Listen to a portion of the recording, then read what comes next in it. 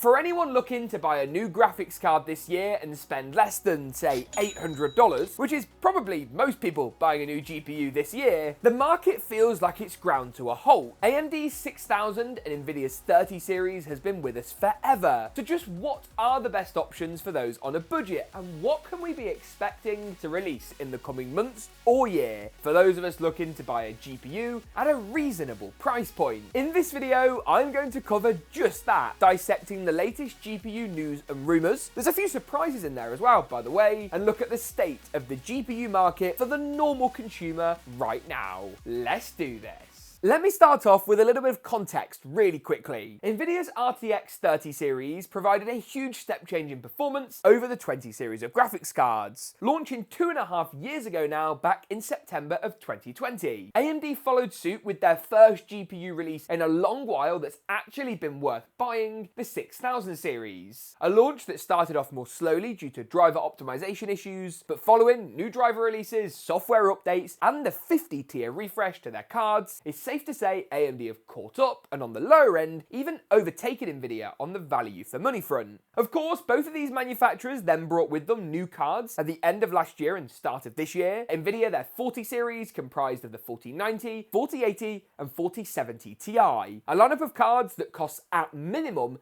$900 at MSRP. Latest pricing and availability will be linked below. AMD is a slightly more positive story, kind of. 7900 XT and XTX retail for $899 and $999 US dollars MSRP respectively, although there have been issues due to demand finding these cards for those price points, leading the 4070 Ti in some instances to be the cheaper option. But even still, the 4070 Ti costs more by $200 than the 3080 did at launch from last generation.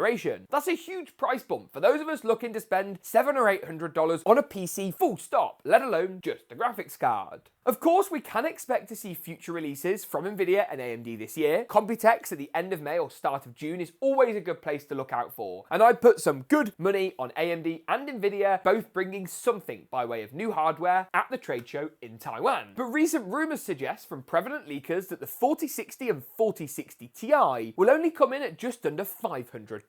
And when you take into account that add-in board partners like Asus with this beautiful Strix card have got to add more cooling, more power, faster clock speeds, and some profit into the mix, and we could be looking at a $500 or $600 60 Ti tier GPU. I'd like to hope not, but they're not exactly going to have the 60 Ti at half the price of the 70 Ti. They'll then need something in the middle. Now, of course, in all of this, I'd expect huge performance gains on that future theoretical 60 tier GPU. And it's a similar story with AMD to a slightly less heavy degree with their rumoured 7800 and 7700 series of graphics cards. Now, all of this is pretty bad news for the budget gamer, leaving something like, believe it or not, an RTX 2060, a card that's now over 4, maybe 5 years old, a decent bet for those shopping on more of a budget. Or at least that's what I thought. Of course, AMD's cards like the 6600 and 6650 XT cannot be discounted as fantastic budget GPU options, but Intel have come in with some news recently that you might find surprisingly positive. For those of you who haven't seen much about the Intel GPU launch, don't worry, most people haven't either. They launched 3 cards aimed to compete basically with a 3060 tier graphics card, 3070, and then something with a little bit more power beyond that, called the Intel Arc A series, with the various number designations to indicate power. At launch, the cards were underwhelming at best, and while they were a very, very good effort for a first graphics card, they were by no means something that someone like me would happily widespread recommend to consumers. But I think Intel kind of knew that, and dare I say, planned it that way. Now, to be clear, I'm not indicating that Intel purposely released a GPU that nobody should buy and that didn't get very good reviews. That would be a very weird thing for them to do. But the first iteration of any graphics card is never going to be that great. In fact, the first iteration of an architecture is never that great. That's why AMD's 6000 series GPUs, while a good option now, were not when they first launched. It's the same with AMD's new Ryzen 7000 lineup. Why do you think the X3D chips have come so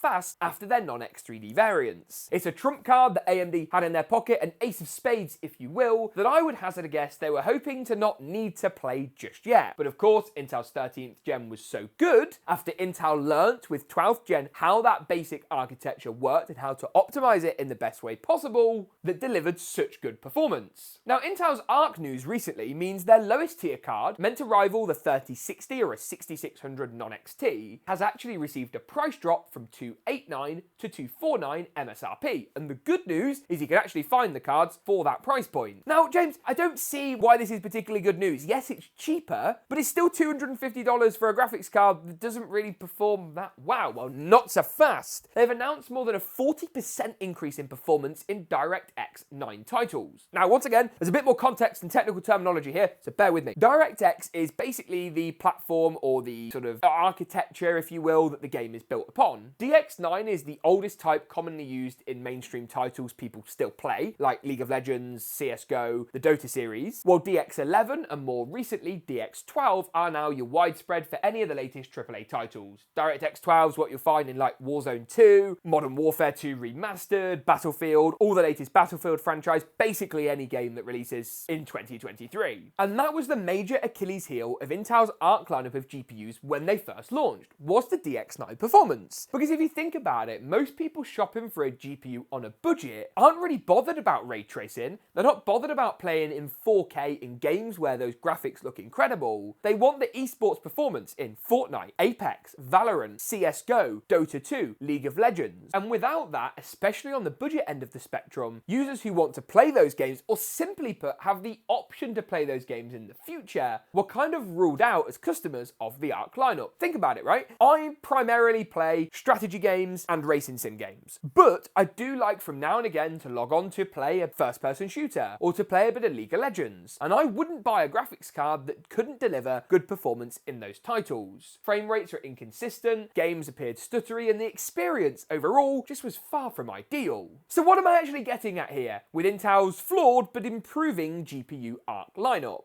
Well, the good news is that I think we're going to see a repeat of what we saw with AMD's 6000 series, but to an even bigger degree. Intel's Arc GPUs have been around for a matter of months at this point, with some of the Arc lineup only actually landing properly in October, and much of the stock to retailers sometimes being even later than this. To put simply, as Arc continues to scale, Intel's incredibly talented software developers will manage to make further optimizations and further driver releases, which may just mean we could see another entrant in a really serious, compelling way to the budget GPU space. But what do I think this is going to do to the budget GPU market as a whole? I think we're going to end up with sort of a 2 or 3 tier design. Look at the Steam hardware survey. Nvidia graphics cards for years have been the preferential bet. They've simply had a better success rate with drivers and card performance at launch, and their ray tracing and DLSS tech is better too. But Nvidia know this, and that's why they're trying to charge a price premium, pretty exorbitantly, in my opinion in some cases, for some of their latest graphics cards. The 4080, 4090 are superb graphics cards for performance, but you pay a lot of money for them. And I think that's almost exactly where Nvidia are trying to position themselves. And what worries me is if the new 4060 tier cards end up costing $500, how cheap's the 4050 card going to be if they even make one? And how on earth can that then be twice as good as the existing 3050 to even give the same price to performance metrics in the first place? Under that, I think you'll then have AMD, whose 6000 series of cards now are a more than good enough shout for most mid-range builds. The 6600 and 6650 XT are basically the best 2 cards for 1080p gaming you can buy right now. The 3060 is simply not competitively priced enough against AMD's options, and in my opinion, might just fall foul to Intel's new Arc series of cards. Those at the budget end, which may start to prop up the market for people looking for a great entry-level GPU. Give it 6 months, and I think Intel might just have nailed the drivers on their lowest tier Arc graphics card to create something truly compelling for the budget price point. So if you're shopping now on a budget mid-range, AMD is probably the way to go. And while Nvidia have a few standout cards like the 3060 Ti, it's difficult to recommend their last-gen 3070 and 3080 product despite great performance, given their age, and the fact they've basically been replaced just for really high price points by the new standalone fantastic but very expensive 40 series products. Keep your eye on Intel and also keep your eye on AMD. If you'd previously considered an AMD card but been put off by initial reviews, have a look at the latest benchmark figures because you might just be surprised. If you found this video useful, insightful, interesting, or otherwise, please subscribe. Drop a comment below. What graphics card will you be buying next? And read our website over on GeekaWhat.com, which once again will be in the description. Thanks again for watching, and as always, I'll see you in